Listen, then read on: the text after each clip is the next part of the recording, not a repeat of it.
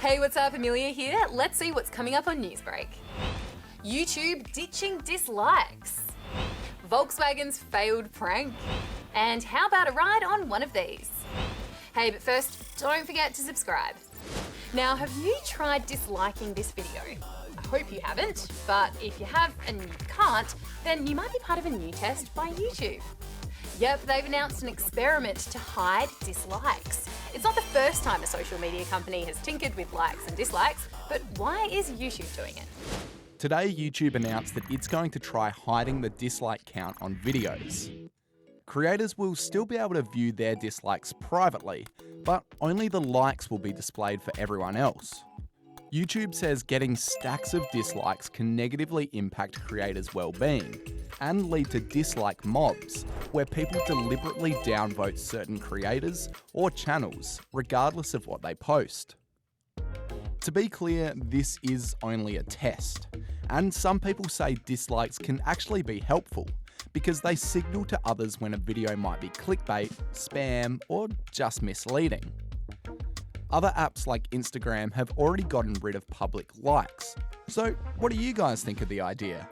I think that it's quite a good idea. So that might make the creator feel more confident in posting their videos. So it's a good thing because then the creators don't have to see all the bad, hate sort of stuff that's going towards them. I find that annoying because now I can't tell what's clickbait, what's wrong.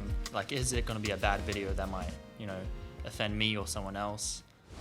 Look, it's not quite April Fool's Day yet, but car maker Volkswagen hasn't got the memo. It tried to prank the internet a few days early, and look, it didn't go down that well. It tried to convince customers and the media it was rebranding in the US as Volkswagen to show it's shifting towards electric cars, and people ate it up. I was quite puzzled at first, but the more I thought about it, the more I thought that, maybe it actually makes a little bit of sense. Yeah, maybe, but the whole thing has now been confirmed as a pre-April Fool's Day joke. That's not a thing. You're about to meet 8-year-old fisher Sam.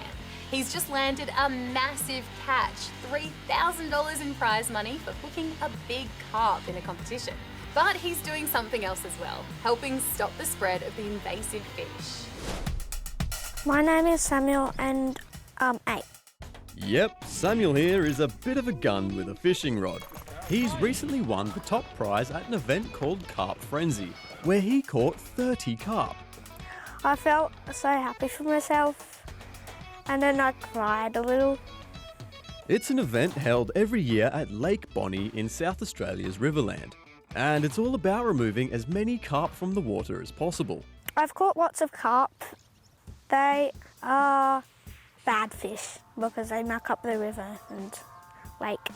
And I really want the lake to not be blurry and stuff. European carp were introduced to Australia more than 100 years ago, and since then their population has exploded.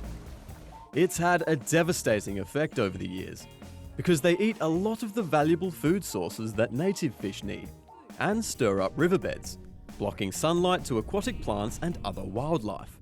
Competitions like this are just one of the ways people are trying to make a difference, which is why Samuel wants to encourage more kids to get involved in carp fishing. I love fishing. It's just fun. Now it's time to launch into space with the help of Virgin Galactic, SpaceX, and the Royal Australian Air Force. It's out of this world. Today is the 100th anniversary of the Royal Australian Air Force, and there have been some big celebrations and impressive displays. But on top of defending our skies, soon it could also be defending our space. Australia's Air Force Chief says it's planning to create a Space Command next year, kind of like the US Space Force, but run by the Air Force, Navy and Army. Now this thing looks straight out of a futuristic movie, but Virgin Galactic's hoping its brand new spaceship will be the future of civilian space travel. VSS Imagine still needs testing, but eventually it could take 6 passengers into suborbital space, where they'll get to experience a few minutes of weightlessness and see the curve of the Earth before coming all the way back down again. All for just $330,000 a seat. Sign me up. I'll pay you back later.